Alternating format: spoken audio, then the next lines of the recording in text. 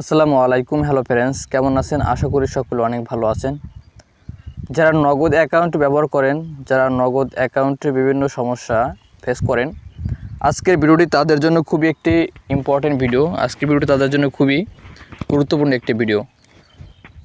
যদি আপনার নগদে অনেকের আছে সেন্ট মানি করতে পারেন না এবং নগদের পিন ভুলে গেছেন, অথবা আপনার নগদের পিন অনেকে জেনে গেছে, এটা আপনি কীভাবে রিসেট করবেন, এসব সমস্যার সমাধান নিয়েই আজকের ভিডিওটি।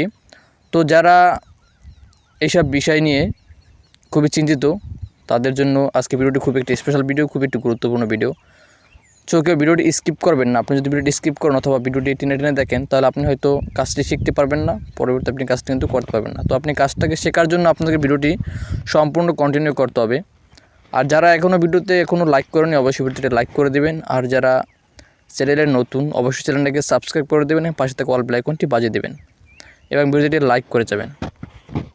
তো এর জন্য আপনাকে যে কাজটি করতে হবে, আপনাকে নগদের যে কাস্টমার কেয়ার আছে, আপনার কাস্টমার কেয়ারের সাথে কথা বলতে হবে এবং তাদের সাথে কথা বলে আপনার এই সমস্যাগুলো অল্পতেই সলভ করে নিতে পারবেন। তো আমরা অনেকেই জানি না যে নগদে কাস্টমার কেয়ারের সাথে কীভাবে কথা বলবো। আবার অনেকে আছে বিকাশ কাস্টমার কেয়ারের সাথে কথা বলতে পারে, কিন্তু বাট নগদ যে কাস্টমার কেয়ারের সাথে কথা বলা যায়, এটা কিন্তু আমরা অনেকেই জানি না। তো এর জন্য আপনার যদি নগদ অ্যাকাউন্ট থাকে, তো আপনি নগদ অ্যাকাউন্টে এসে আপনি কিন্তু কাস্টমার কেয়ার নাম্বারটা আপনি পেতে পারেন। আর দ্বিতীয়ত, আমি এই ভিডিও ডিসক্রিপশন বক্সে কাস্টমার কেয়ার নাম্বারটা দিয়ে দেবো, আপনারা ওখান থেকে কপি করে নিয়ে সরাসরি কাস্টমার কেয়ারের সাথে কথা বলে আপনাদের সমস্যাগুলো সলভ করে নিতে পারবেন। তো আমি এখন কাস্টমার কেয়ারের সাথে কল করে আপনাদেরকে একেবারে দেখিয়ে দেবো যে কীভাবে কথা বলবেন এবং আপনারা কীভাবে সমস্যা সমাধানগুলো করবেন। আমি জাস্ট একটা বিষয় আপনাদেরকে সমাধান করে দেখিয়ে দেব।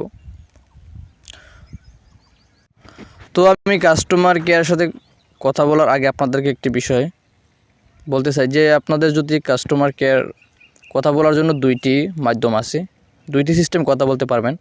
তো আমি একটু নগদ অ্যাকাউন্টে গিয়ে আপনাদেরকে দেখিয়ে দিই জাস্ট আপনারা কোন কাস্টমার কেয়ার কোন নাম্বার দিয়ে কথা বললে আপনারা খুব বেশি সুবিধা হবে।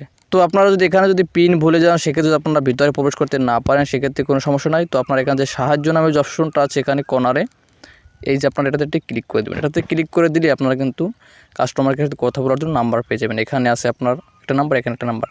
তো এক্ষেত্রে আমি এখানে যে নাম্বারটা আছে, এই নাম্বারটাকে আমি বেস্টে মনে করি। আপনার এই নাম্বারটাতে কল করলে খুব ভালো সুবিধা পাবেন, কিন্তু এটাতে কল করলে অনেক সময় কল রিসিভ করেন, অনেক সমস্যা হয়। তো আপনার এক্ষেত্রে এই যেটা আছে আপনি এটাকে ব্যবহার করতে পারেন। তো তারপর আপনারা যদি তাদের কাছে কোনো মেইল পাঠাতে চান, তো সেক্ষেত্রে আপনার এখানে যে এই যে একটা মেইল যে অপশনটা আছে, আপনার এখান থেকে তাদের কাছে এখানে সরাসরি আপনারা মেইল পাঠাতে পারবেন। তো আমি চলে যাই মূল কাজে। তো আমি এখানে কাস্টমার কেয়ারের সাথে কীভাবে কথা বলে আপনাদেরকে কল করে জাস্ট দেখাবো। তো আমি এখানে এখন কাস্টমার কেয়ার নাম্বারে কল করে দেব। তো আপনারা যে সিম দিয়ে আপনার নগদ খোলা আছে, আপনারা ওই সিম দিয়ে কাস্টমার কেয়ারের সাথে কথা বললে বিষয়টা খুব ভালো হয় বা এটা খুব তাড়াতাড়ি সলভ করতে পারবেন। তো আমার এয়ারটেলে নগদ খোলা আছে, তো আমি এয়ারটেল সিমটা সিলেক্ট করে কাস্টমার কেয়ারের সাথে কল করে দেওয়ার জন্য কল করে দেব।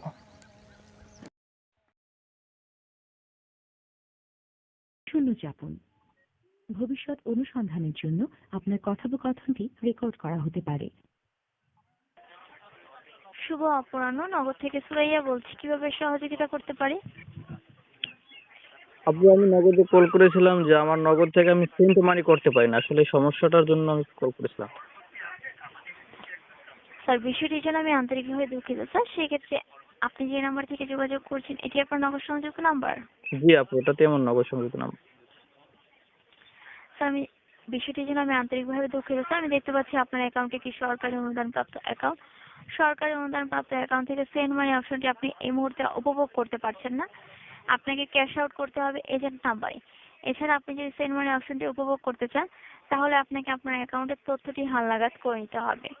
আপনি আপনার অরিজিনাল ভ্যালিড আইডি কার্ড ব্যবহার করে আপনার নিকটস্থ যে উদ্যোক্তার দোকান, যেখানে আপনি ক্যাশ আউট ক্যাশ ইন করে থাকেন, সেই উদ্যোক্তার দোকানে গিয়ে আপনি আপনার অ্যাকাউন্টের তথ্যটি হালনাগাদ করে নেবেন স্যার।